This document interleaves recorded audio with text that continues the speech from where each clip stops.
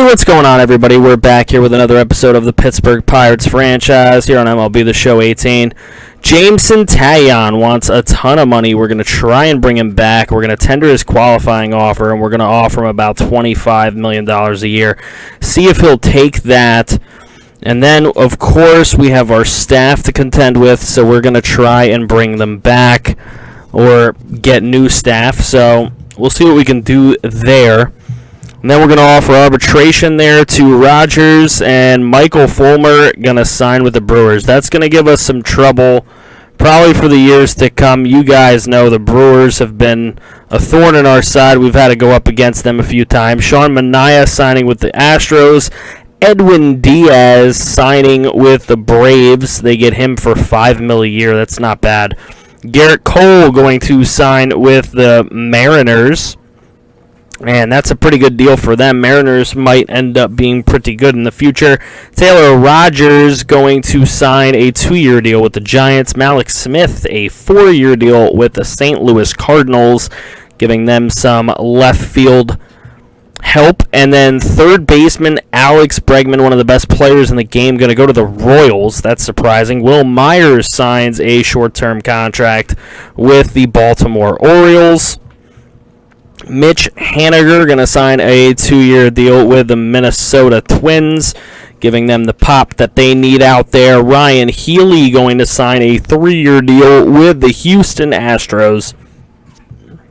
And as you can see right here, Jameson Taillon still there on our roster, and he went ahead and accepted his deal, $22.6 million for year number 1, up to $27 million, and then we're probably not going to want him after that, so we'll see what happens. Jason Hayward going to be an Oakland Athletic. Blake Snell going to be a Washington National for 6 seasons. Michael Wacha going to sign a 4-year deal with the LA Dodgers. And Jose Berrios, a 5-year deal with the Detroit Tigers. Tim Anderson going to sign a 5-year deal with the Boston Red Sox. It's a pretty good deal for the Red Sox. Orlando Arcia, another good deal going here, 5 years to the St. Louis Cardinals. Good for the Cardinals for being able to reel in a shortstop like that. Dansby Swanson waning a little bit in his career, but he'll sign a 5-year deal with the Texas Rangers. Jose Quintana, a 3-year deal with the Toronto Blue Jays. How much does he have in the tank? Okay, Rule 5 draft we go through. We're actually going to lose Cesar Ornelas and Connor Egan in this. So we're actually losing some players in this Rule 5 draft. And you know what? I don't like that one bit. So we're going to have to go out and get these guys back. So here we are getting Cesar Ornelas back. We have to give up pitcher Brian Mata, but Mata has not really produced for us. Charlie Blackmon, who I really don't mind giving up. I wanted to get rid of him anyways. Mata has gone down to a C potential, and we're going to end up giving up Kristen Stewart, who's on the older side now and never really made it to the majors. So not a lot to give up for one of the best young up-and-coming outfielders in baseball. We also went ahead and offered a couple lower free agents, some 24-year-olds, some contracts, try and put them in our minor leagues. Corey Dickerson going to sign a 1-year deal with the San Francisco Giants. We go through some arbitration. Rogers is going to make $2.2 million. I don't feel like he's worth that, but that's what he's going to make this season. We have a couple renewable contracts. Ethan Long did not want to sign his long-term deal, so we're going to renew his contract. We're also going to renew Austin Meadows, and we're only going to pay him $80K, so not bad there. Then we are going to sign Marchant, who somehow we lost. Our Double-A closer, somehow we lost him out there. And we are going to go ahead and give this gentleman a 15-year contract at about $666K a year. So not a bad deal to be getting him. So there he is. He accepts. So he gets the Devils contract for the next 15 years. So he'll hang around, at least in our minor leagues. Then we're going to get rid of Rogers, who I said wasn't worth $2.2 million. We're going to end up picking up a nice prospect. And then we're going to pick up Jake Brader, going to join the squad from the Marlins. We get rid of a couple other prospects that just weren't going to make it in the majors, at least on our team. But they could be good players elsewhere. Now going through spring training, it's really not looking good here with this under 500 record. But, I mean, spring training doesn't mean all that much. But you see that 5-game win streak got us over 500 for spring training at 15-14. They got us ranked as the number 1 team in all of baseball with the number 1 contact, number 2 power, and number 2 pitching. We'll see if that actually holds up this season. But I'm liking the way our lineups are looking. We got Tom Wood, Ender Inciarte, Francisco Lindor, Trey Mancini, Brendan McKay, Jed Jerko, Austin Meadows at DH, Zachary Swain at catcher against righties, and we also have Ryan Mata. So I am excited for what this lineup can do as you look at it against lefties. Really not a lot of changes going on, but we do put James Nelson in at DH and move the lineup around a little bit to make it Inciarte, Wood, Mancini, McKay, Jerko, Nelson, Swain, Mata, and Lindor. And I'm liking the potential of catcher Dustin Stone off that bench, as well as Austin Meadows maybe in as a pinch hitter every once in a while, and Cesar Arnales will basically be the guy that we only use in case of injury. Going into the rotation, of course, we have 98 overall Jameson Taillon. We have Henderson Alvarez, Braxton Garrett as our lefty in the middle of that rotation. We got Mariano Ojeda, and we got Mitch Keller.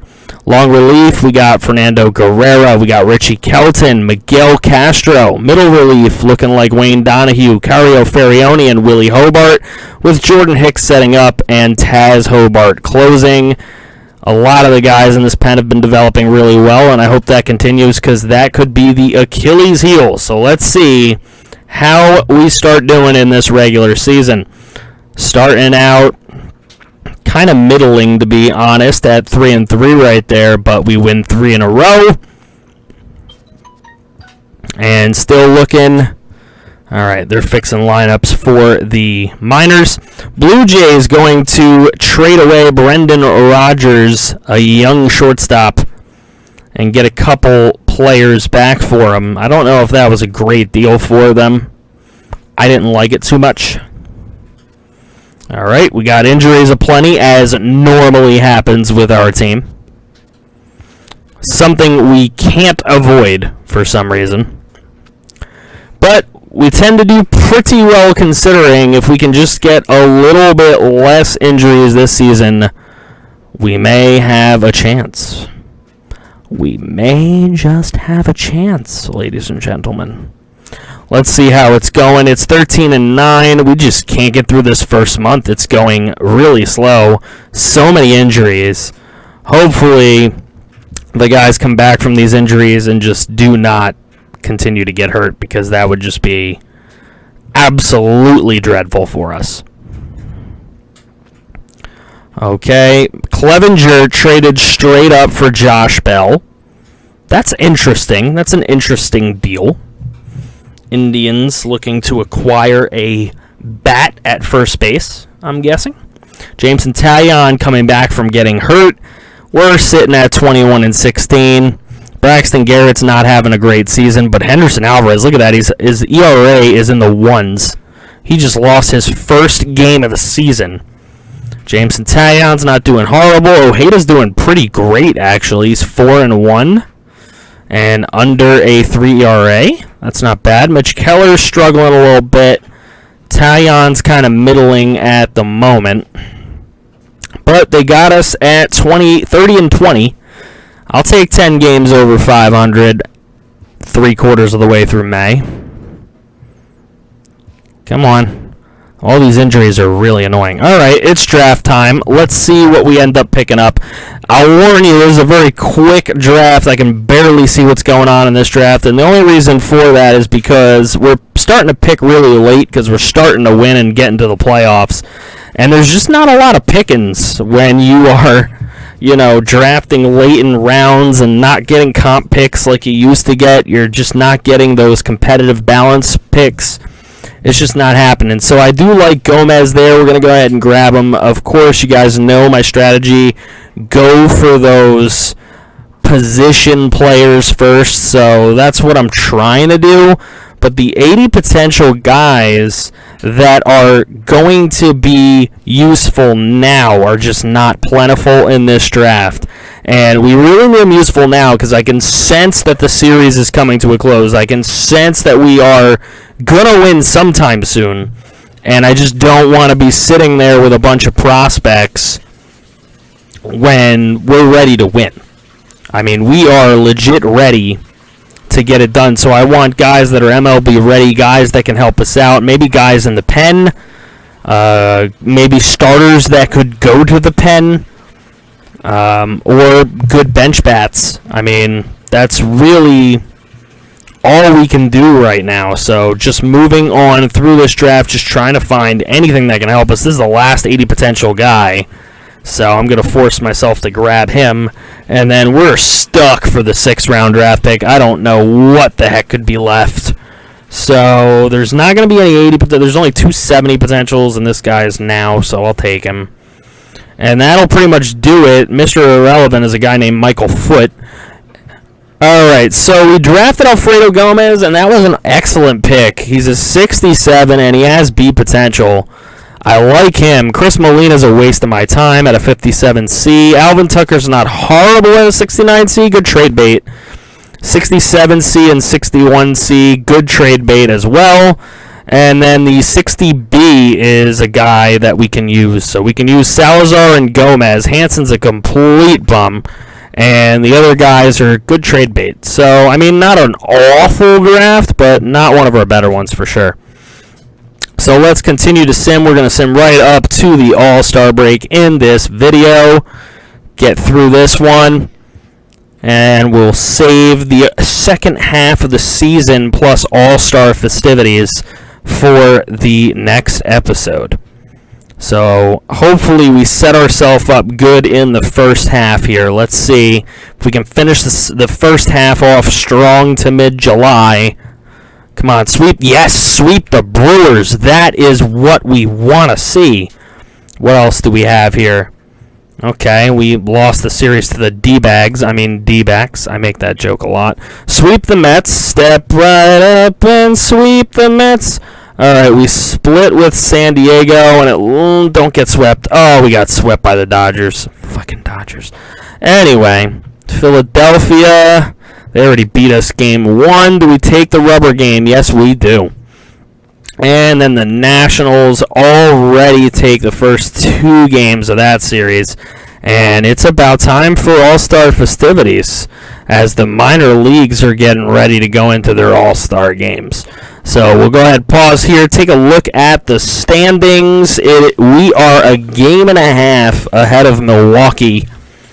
And I'm curious, are we one of the better teams in baseball right now? Because that is completely possible. We are first in every big category, 17th in defense, 25th in speed. Well, when you have power, you don't typically have speed. We've won 50-some-odd games there. I don't think too many teams are better than us. Yankees, Blue Jays, that's about it. We're the best team in the National League right now, so I'm happy for that. What do you guys think about it? Let me know in the comments section below. Are you excited for the second half of this season?